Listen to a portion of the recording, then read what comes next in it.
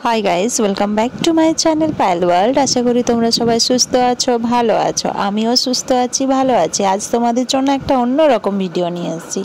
এই 20 বছরের পুরনো শাড়িটা আমি একদম ডেকোরেট করে নতুন বানিয়ে নিয়েছি। দেখতে কতটা সুন্দর হয়েছে সে তো তোমরা দেখতেই পাচ্ছ।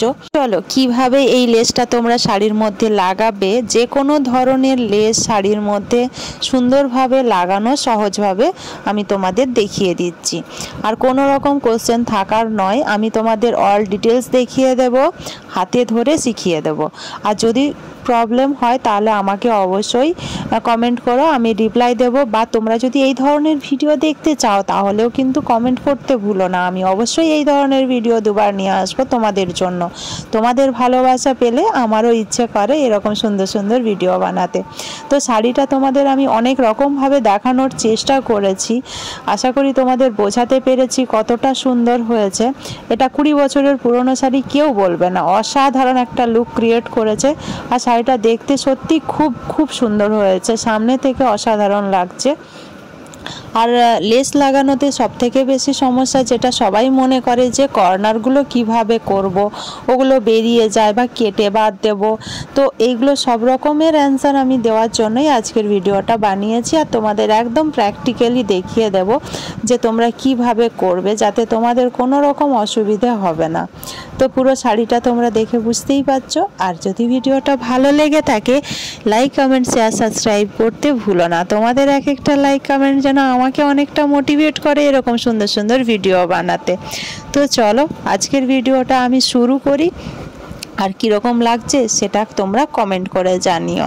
তো পুরো শাড়িটাই আমি তোমাদের সাথে শেয়ার করলাম। আঁচলটাতে এইভাবে আমি লেসটা লাগিয়েছি। তো দেখো কতটা সুন্দর হয়েছে সেলাইটা, আর দেখতেও হয়েছে অনেকটা সুন্দর। এই ব্লুর সাথে হোয়াইট কালারটা অসাধারণ লাগছে।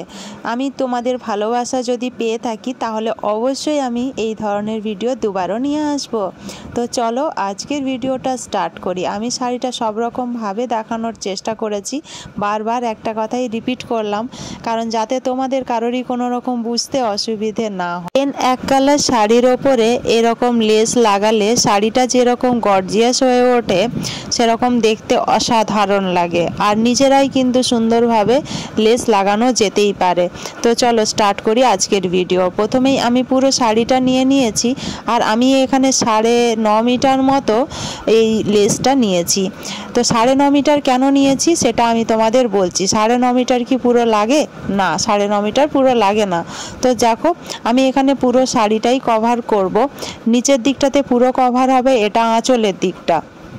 আঁচলের দিকটা কিন্তু পুরোটা কভার হবে না, পুরো আঁচল থেকে উঠবে আর কিছুটা অংশ হবে, মানে অর্ধেকটাও হবে না। তো দেখো এই যে ফিতেটা আমরা যে দিকটা আঁচল করি কোমর থেকে, যেটা আমাদের আঁচলের পোর্শন যাচ্ছে, সেটার জন্য আমি কিভাবে নেব, এই পুরো ফিতের মাপটা নেব, তার সাথে আমি 3 ইঞ্চি মতো এক্সট্রা নেব, তাহলেই কিন্তু হয়ে যাবে। আর যারা অনেকটা হেলদি তাদের ক্ষেত্রে কিন্তু 20 থেকে 15টা করে দিলে সব থেকে ভালো হয়, নাহলে অসুবিধা হবে একটু। তো দেখো আমি কিভাবে মাপটা নিচ্ছি। এই যে পুরো ফিতেটা বললাম যাতে তোমরা বুঝতে পারো, সেই জন্য আমি আবারও ভালো করে দেখিয়ে দিচ্ছি। পুরো যে ফিতে আমরা যে ফিতে দিয়ে আমরা মাপ নিই সেই ফিতেটা পুরোটা নিয়ে নিয়েছি। নিয়ে এখান থেকে আমি 20 ইঞ্চি নিচ্ছি, মানে এটা আঁচলের দিকটাতে হবে এই মাপ, ঠিক আছে? যেটা আমাদের কোমর থেকে ঘুরিয়ে আমরা যে আঁচলটা বানাচ্ছি সেই পোর্শনটা কিন্তু এটা। আশা করি বোঝাতে পেরেছি। আর যদি বোঝাতে না পারি তাহলে আমায় কমেন্ট করো। তো দেখো আমি এখানে চক দিয়ে মার্কিং করে নিয়েছি। আর ওই মার্কিং থেকেই কিন্তু আমি সেলাইটা শুরু করেছি, তাহলে আমাকে আর খোলার দরকার নেই। একটা জায়গা থেকে পুরো শাড়িটাই কিন্তু কভার হবে সেলাইয়ে। তো দেখো এখান থেকে আমি নর্মাল সেলাই দিচ্ছি, মানে যেটা কাঁথা স্টিচের মতো নর্মাল একটা স্টিচ হয়, আমি ওটা দিয়েই করছি। তোমরা যদি কেউ বেশি মজবুত করতে চাও মনে করো তাহলে কিন্তু জিগজ্যাগ সেলাইটাও করতে পারো। তো এটা প্লেন একটা সেলাই, কোনো রকম কোনো অসুবিধে হবে না। পাড়ের দিকটাতে সমপরিমাণে ধরে করতে হবে। যে লেসটা ইউজ করবে, মানে যদি আমি যেরকম লেস ইউজ করছি এই লেস ইউজ করো, তাহলে যে দিকটা প্লেন হবে সেই দিকটাই কিন্তু ভেতরে থাকবে। আর মানে ডিজাইন ডিজাইনের দিকটা ওপরে থাকবে, দেখলেই বুঝতে পারবে সোজা আর উল্টো কোনটা। ঠিক আছে, তো দেখো এইভাবে পুরো সেলাইটা দিয়ে দিচ্ছি। এটা তো নর্মাল সেলাই, করতে কোনো রকম অসুবিধা হবে না। লেস আর পাড় একসাথে ধরে নর্মাল একটা স্টিচ, যেটা সব সময় দেওয়া যায়, কোনো রকম অসুবিধে হবে না। তো এই স্টিচটা দিয়ে আমি পুরোপুরি শাড়ির এই লেসটা লাগিয়ে নেব।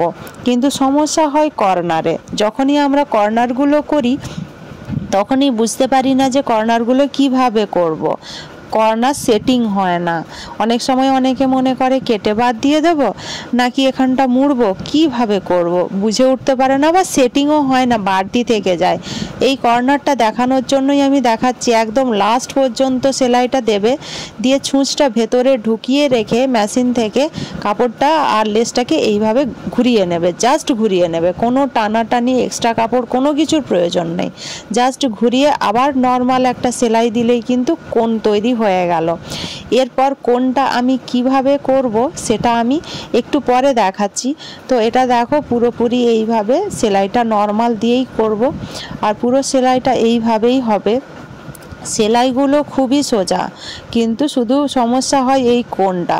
তো এই কোণটা যে আমি নিলাম, এটাতে এই দিক থেকে পুরো কাপড়টা ভেতরে যতটা যাবে ভেতরে দিয়ে মুড়ে দিলেই কিন্তু এটা খুব সহজেই মোড়া হয়ে যাবে। মুড়ে কিন্তু স্টিচটা দেওয়া হবে। আমি পুরো প্র্যাকটিক্যালটা তোমাদের দেখিয়ে দিচ্ছি। পুরো সেলাইটা কমপ্লিট করে তোমাদের আমি পুরো প্র্যাকটিক্যালটা দেখিয়ে দিচ্ছি। তো দেখো আবারও আমি লাস্ট একটা কর্নারে এলাম, ওখানে নিডলটা ভেতরে রেখে জাস্ট আমি ঘুরিয়ে নেব কাপড়টা আর লেসটা। এইভাবে ঘুরিয়ে নিলেই হবে, এক্সট্রা কোনো কাপড় রাখার দরকার নেই।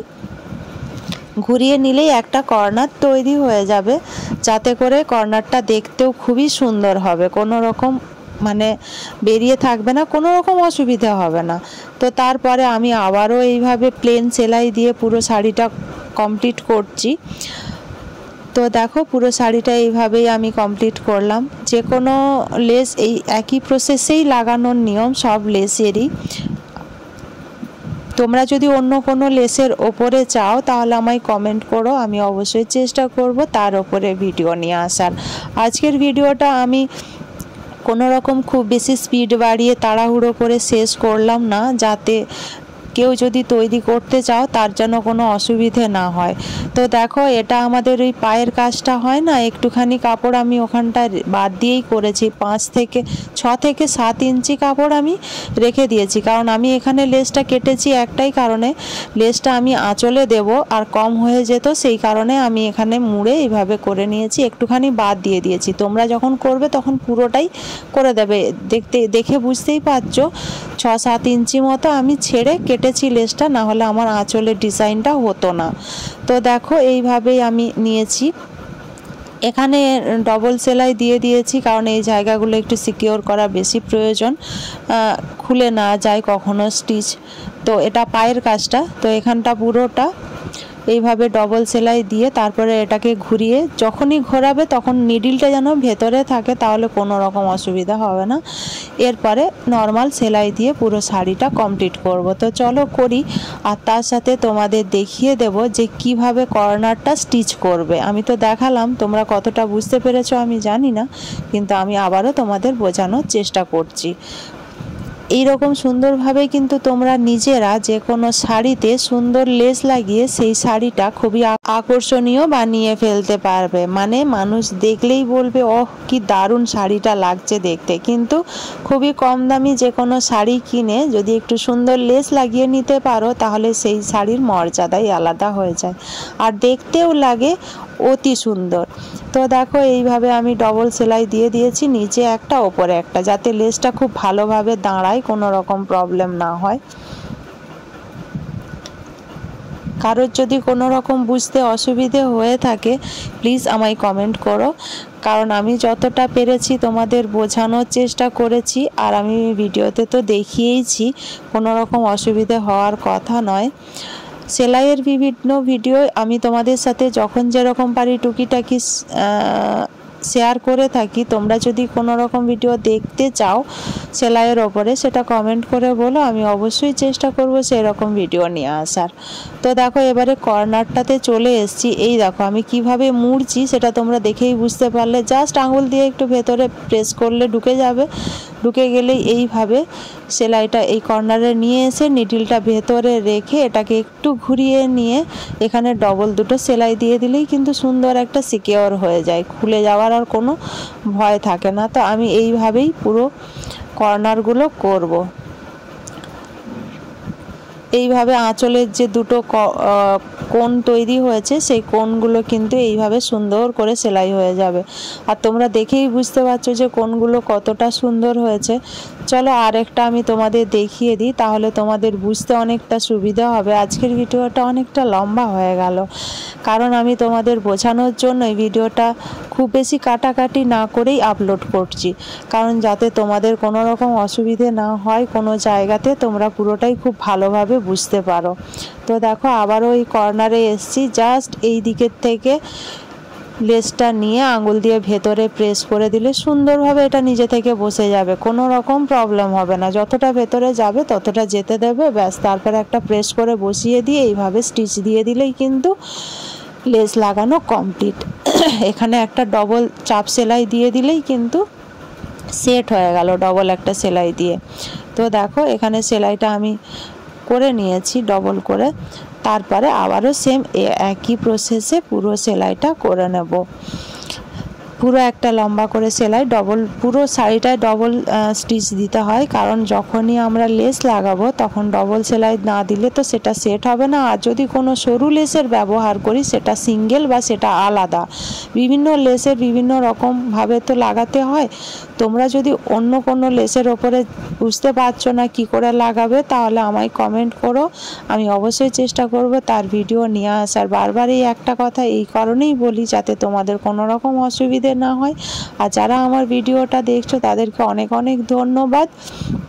তো দেখো আঁচলটা আমি কমপ্লিট করে নিয়েছি, আর বললাম না এক্সট্রা আমি কেটে রেখেছিলাম আঁচলটাতে এখানে একটু ডিজাইন করব বলে, সেই জন্য এখান থেকে আমি একটা মেজারমেন্ট করে যতটা গ্যাপ তোমরা রাখতে চাও ততটা গ্যাপ রেখেই কিন্তু আঁচলের এই দিকটা কমপ্লিট করতে পারো। আমি এইভাবে সেট আপ করে পিন দিয়ে সেট করে নিয়ে পুরোটা স্টিচ করে নিচ্ছি। এটা তো নর্মাল একটা সোজা সেলাই, তাই আমি তোমাদের সাথে আর এটা শেয়ার করলাম না, বুঝিয়ে দিলাম। তো দেখো সুন্দর কিন্তু সেলাইটা হয়ে গেছে, পুরো সেলাইটা তোমরা দেখে বুঝতে পারছো, আর খুবই সুন্দর লাগছে দেখতে। আঁচলটাও আমি তোমাদের ভিডিও শুরুতেই দেখিয়েছি যে কীরকম ডিজাইন হয়েছে, A to Z তোমাদের কাছে তুলে ধরেছি আর পরিষ্কারভাবে বোঝানোর চেষ্টা করে। Bye bye and take care, সবাই ভালো থেকো, সুস্থ থেকো।